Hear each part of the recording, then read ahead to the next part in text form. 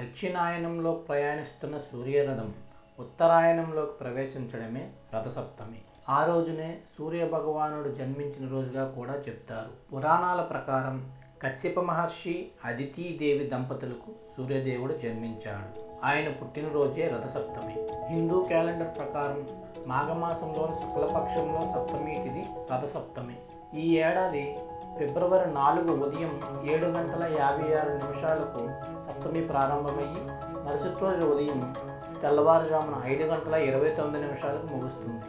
హిందూ పంచాంగం ప్రకారం సూర్యోదయంలో వచ్చే తిథినే పరిగణలోకి తీసుకుంటారు కాబట్టి ఫిబ్రవరి 4, 2025 రథసప్తమి జరుపుకుంటారు. రథసప్తమి రోజు నదీ స్నానం చేసిన అనంతరం సూర్యకిరణాలు ఎక్కడ స్పష్టంగా పడతాయో అక్కడ ముగ్గులు వేసి సూర్యభగవాను ఫోటోను ఉంచాలి. ఆ చిత్రపటానికి గంధం, కుంకుమ పెట్టి ఎర్రని రంగు పువ్వులతో అలంకరించాలి. నువ్వులు, బెల్లం కలిపి సూర్యభగవాను పూజించాలి. కొబ్బరి పుల్లల సహాయంతో చిన్న రథాన్ని తయారు చేసి ఆ రథానికి పూజ చేసి ఆవు నెయ్యితో చేసిన దీపం వెలిగించాలి. ఇలా చేయడం వల్ల ఆర్థికంగా, ఆరోగ్యపరంగా మంచి ప్రయోజనాలు ఉంటాయని పండితులు చెబుతున్నారు.